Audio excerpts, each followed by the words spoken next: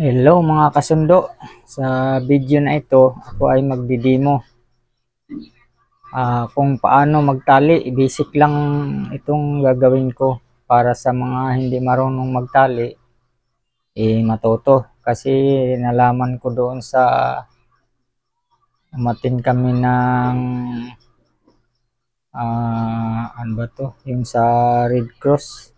May mga paraan din pala kung paano magtali ng binda. Doon ko nalaman na may mga hindi pala marunong din magtali, mga matatanda na. Kaya naisipan ko na mag-demo. Basic lang para sa mga hindi marunong, kasi sa amin sa probinsya, kahit hindi nakapag Boy Scout o kaya nag-aral ng seaman, marunong magtali dahil may mga kalabaw. Ganito. Ito yung lubid. Ano natin, ganyan natin dito, right above left, tapos isuot ganyan sa ilalim. Yan, yan, buhol na yun. Ito yung tinatawag na square knot sa Boy Scout.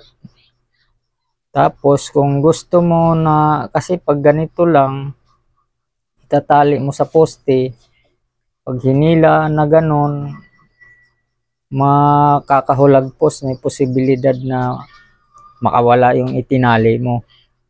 Kaya ang gagawin mo, imbis na ganyan,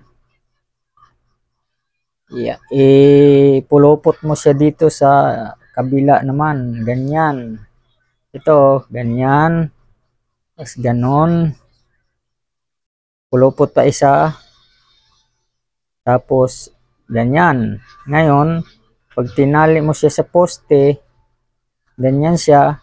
Pag hinila mo, di na makakahulagpos dahil naiipit na yung dulo. Ganyan. Pag humigpit na yan, hindi na makakawala. Ganyan po ang nangyayari. Ayan naiipit na siya di ba? Yan. Tapos yung isa naman. Madali lang din kasing tanggalin yun. Hindi talaga mabuhol. Hindi mahirap tanggalin. Tapos dito naman tayo sa isa. Yung pagdudugtungin yung magkabilang dulo. 8 knot naman ang tawag dito. Ganito. Ganyan. Ganyan ganyan. Tapos ganon. Tapos kabila, ganon din ang proseso. Ganyan. Ganyan. Yun. Kaya tinatawag na 8 knot. Ganyan siya. Hindi rin siya, mabilis lang din siya tanggalin. Tapos kung ito na yon, dugtong na siya, halimbawa yung dalawang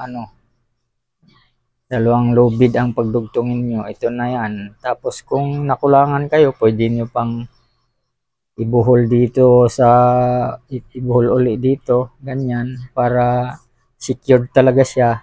Ganon din sa kabila. Ganyan. Yan, hindi na talaga yan makakawala. Ganyan.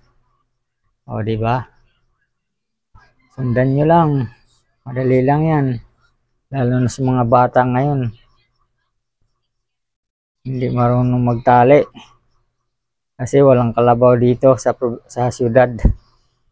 Tapos yung naman, yung paano magtali sa truck, yung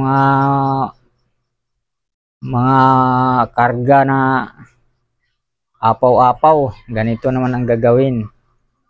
Ito, bilog dito, tapos gawa dito, suot dyan, ganon. Tapos sa kabila, ganon din, pareho lang din ang gagawin. Ganito din, suot dyan, dulo, di parehas sila. Parehas na yan. Ngayon, ito nakapix na to doon sa yung kabilang dulo, nakapix na doon sa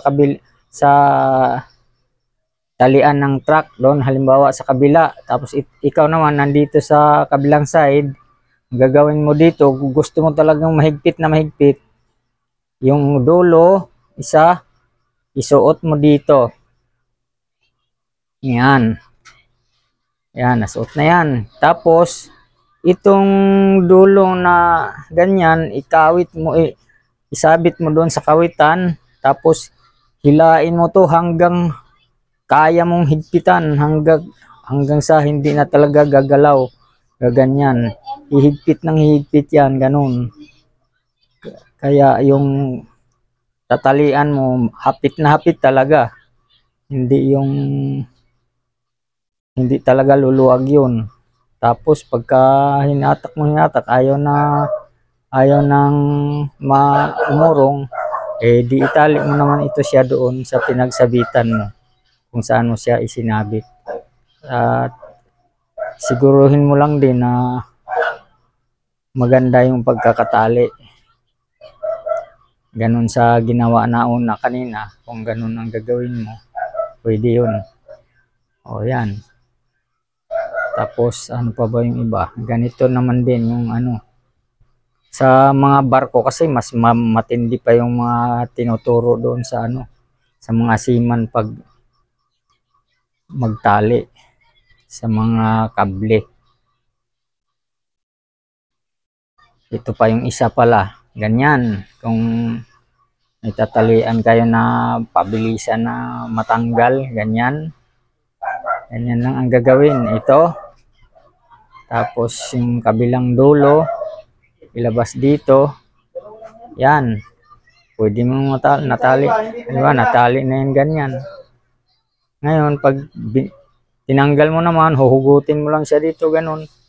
O, di, tanggal na. O, wala na. Wala nang buhol. Ganun lang.